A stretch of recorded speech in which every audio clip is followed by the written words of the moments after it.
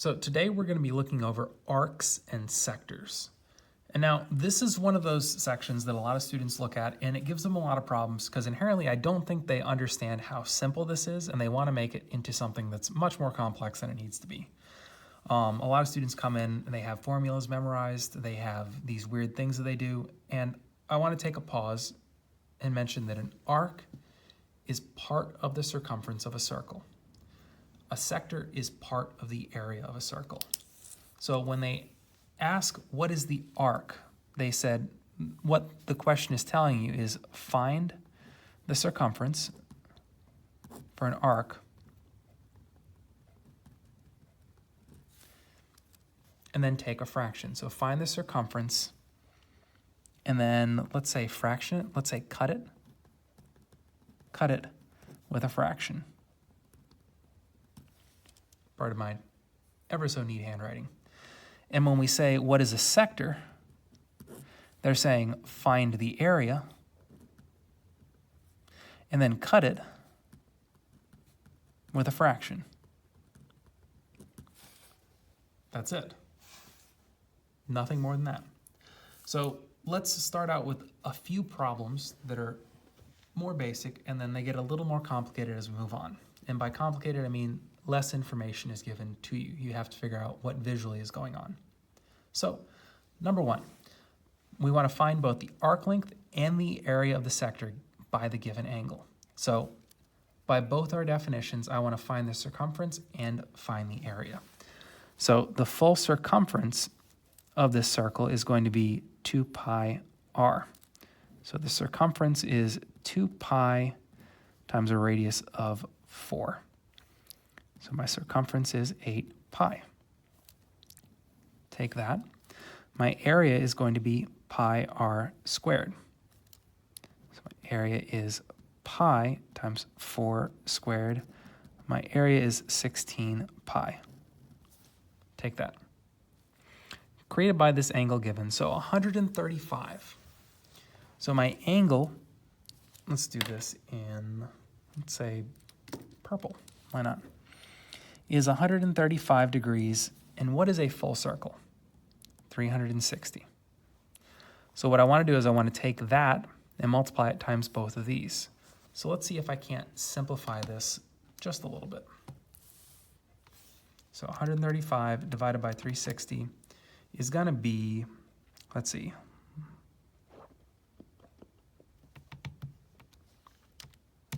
there we go, 3/8. So what I'm doing is I'm multiplying both my circumference and my area by 3/8. That's it.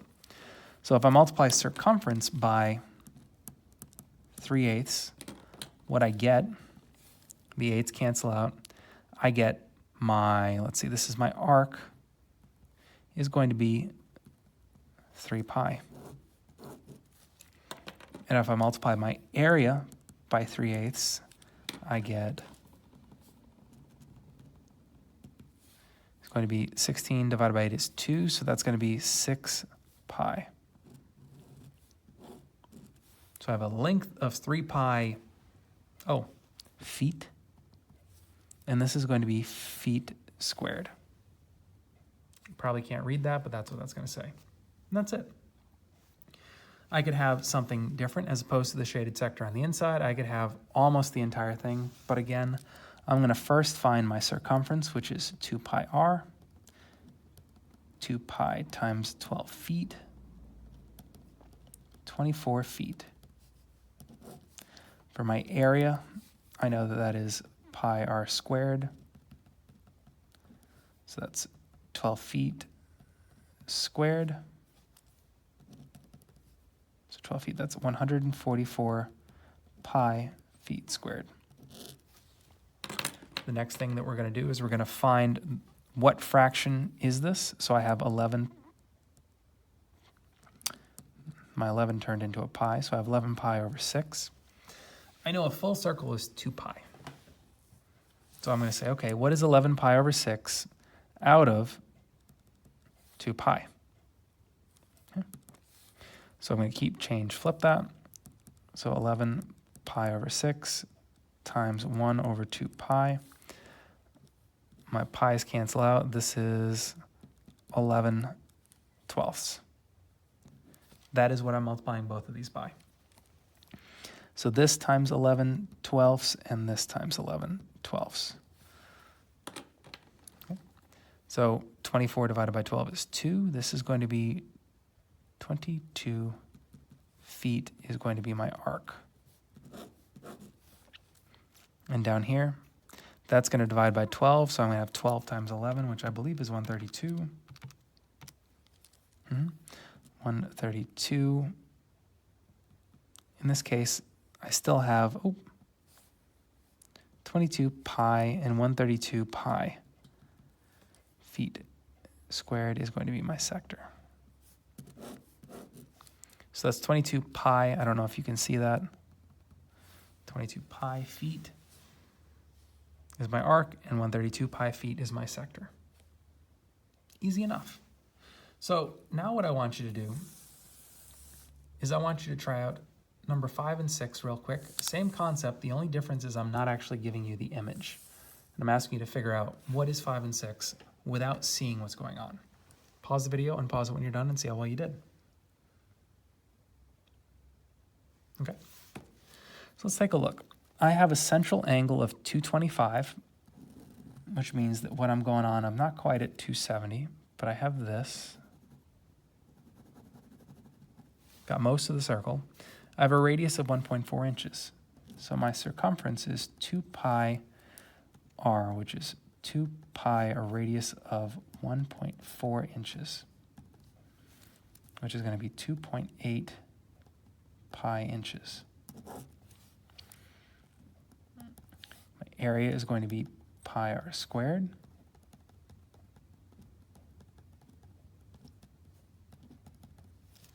Let's see, 1.4 squared is, so I have circumference and area. Then what I want to do is figure out what fraction is this. So 225 over 360. Let's see, those are both divisible by 5. That's going to be 5/8. There's what I'm multiplying them by.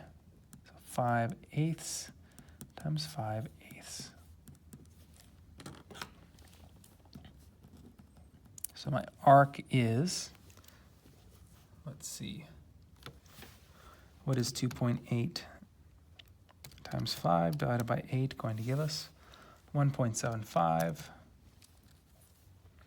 So I have 7 pi over 4 inches.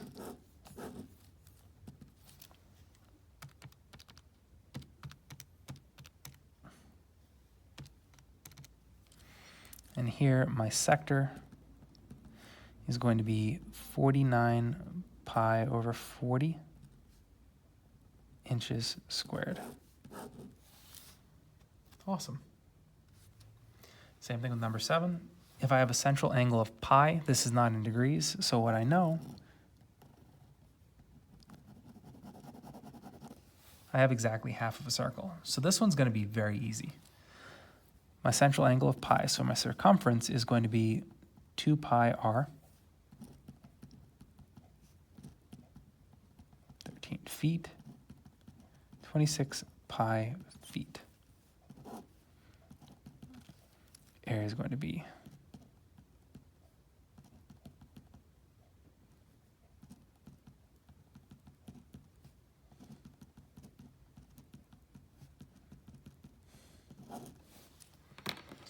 and I know that pi divided by 2 pi is 1/2. So I'm multiplying this by 1/2 and this by 1/2.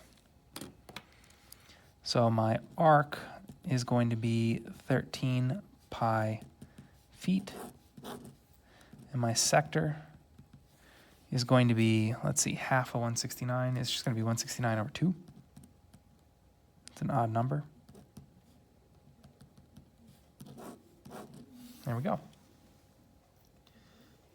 And so why don't you take a pause, try out number 9 as well. This is a scenario. If you've gotten these down, this is no different. Now, the only difference that you're going to see is that our degrees are going to be much higher. So that fraction that we're going to be checking isn't going to be a partial fraction.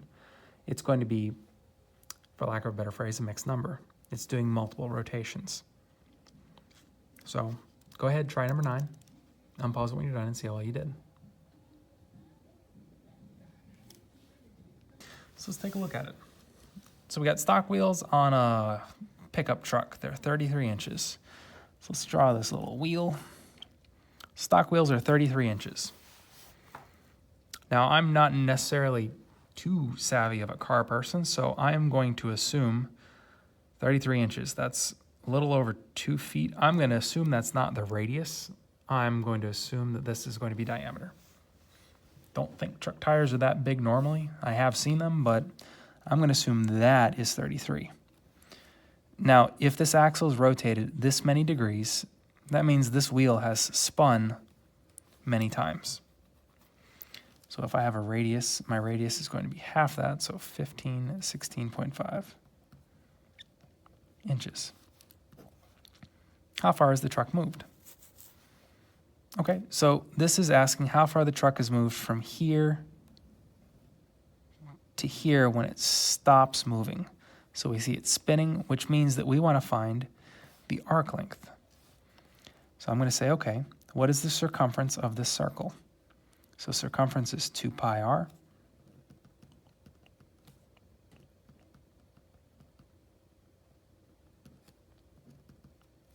Circumference is going to be 33 pi inches. Now I need to figure out what fraction that thing is. So 7560 over 360 is going to be equal to 21. So it made 21 rotations.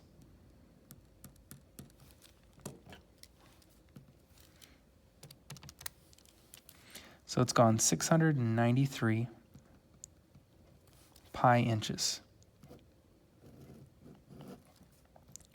And if we wanted to approximate that, 693 times pi is going to be that number. And if I divide that by 12, I'm going to get how many feet it's gone.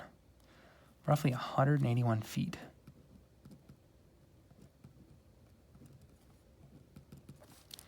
And now what you'll notice is that I truncated the number. I know that 126 or 426 rounds up, but I truncated it and stopped it at the third decimal. So it's gone roughly 181 feet. Awesome. So that brings us to a few of the other scenarios that we're going to be looking at. So let's take a look at a few of these. We have the minute hand of the clock tower in Centennial Plaza is roughly 3.5 feet long. So we have a clock tower with a minute hand, which we know starts from here, and that radius is going to be 3.5 feet. What is the linear speed of the tip of the hand as it moves throughout the day? Okay, so what we need to find is the distance that it moves in relation to time. Well, luckily we have a clock tower, so we know that this rotates all the way around over the course of 1 hour. So how far does it move per hour? Okay, which means I need to find the circumference. So the circumference is going to be 2 pi r. So 2 pi times 3.5 feet. That circumference is going to be 7 pi feet per hour. Is going to be the outside tip speed. So each hour that thing rotates back around to where it was.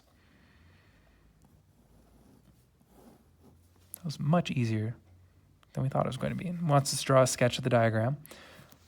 I don't know if that would count as a sketch, so let's go ahead and just to make sure we're covering our bases. So 12, I have my minute hand. This is roughly going to be, let's label this 3.5 feet. And what we want to find is we want to find this distance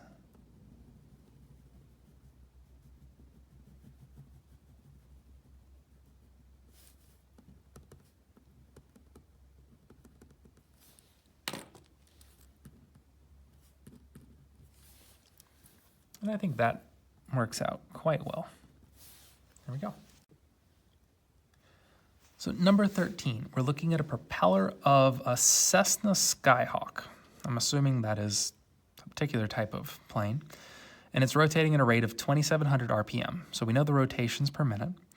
Has a diagram shown below. We want to find the angular speed of the propeller, okay, in radians per minute, as well as the linear speed of the tip. Well, for the angular speed, that's not going to take too much effort because we know the rotations per minute, and we know each rotation is going to be in radians 2 pi. So our angular speed, let's call this,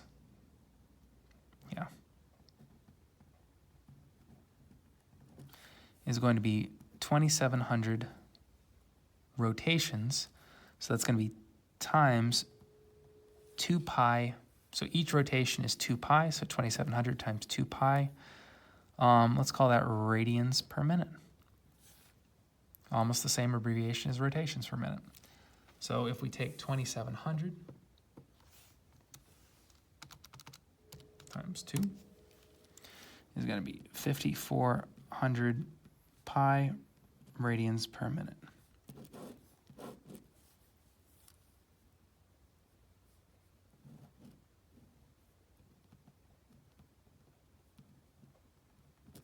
So we got angular speed. Not bad. For the linear speed of the tip, well, we would need the radius, and it looks like we've got a diagram shown below. And we've got this whole thing across here, which is going to give us the propeller. That's how the propeller is spinning. This whole thing is 1.91 meters, and it looks like it's shown in English. I believe it's English notation where it's 1.91, and the decimal in American units is usually a decimal.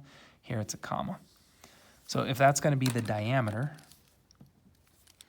then that means that the radius is going to be half that. So 1.91 is going to be 0.955 meters. And we'll find the linear speed of the tip. So first off, I know the rotations per minute. I need to find the circumference.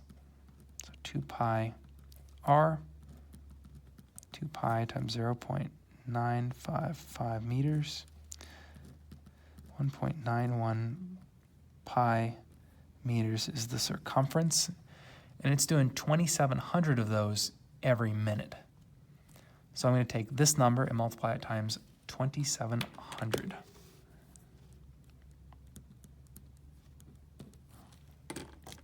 So the linear speed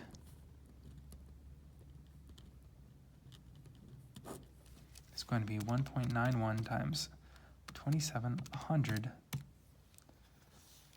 It's going to be 5,157 pi meters per minute. Boom. There we go. And so now that you've seen two different examples, what I want you to do is I want you to take a pause. I want you to try number 15 and see how well you do. Unpause the video when you're done and check it out. Okay. So now that you had a chance to try it out, let's take a look. Number 15, a motor has been set up to spin a pulley in order to lift a cargo container up 20 feet before moving it onto a truck for shipping. The motor is rated to work at 3 RPM without overheating on the weight it contains. How long should the motor operate if the pulley has a radius of 2 feet? Okay, so what we've got going on is we have this little pulley that has a rope attached to it that has some big cargo container. So there's weights on here. So I'm going to shade it in because it's the big heavy thing. Okay, and so I know that this radius, should have drawn this a little bigger, but R is equal to 2 feet. And I need to lift the cargo container up by 20 feet, which means that this has got to be 20 feet. So we want to know how long should the motor operate. Okay, well, first I need to figure out how many rotations it should do, because I know the distance that this needs to cover. which means, okay, how many rotations will it take to wrap this around to get 20 feet? Even though it's not truly wrapping around, it's pulling off in some other direction. So let's figure out how many rotations. So the circumference is equal to 2 pi r. So if I figure out the circumference, I can take 20 and divide it by that. So the circumference is 2 pi times 2 feet. The circumference is 4 pi feet. Okay? And now what I'm going to do is I'm going to say, okay, so 20 feet divided by 4 pi feet is going to be roughly